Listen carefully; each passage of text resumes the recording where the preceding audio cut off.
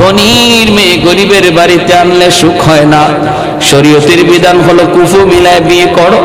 ধনীর মেয়ে দিতে চাইলেই গরিব তুমি বিয়ে কইরো না রে যুবক। বিয়েটা ছেলে খেলা নয়, এটা একটা জীবন জড়িত, ঠিক কিনা জোরে বলেন? এজন্য শান্তি যদি চাও নিজের সমপর্যায়ে যাও, শান্তি যদি চাও সংসারের সমপর্যায়ে যাও, উঁচুতে যাইবা না।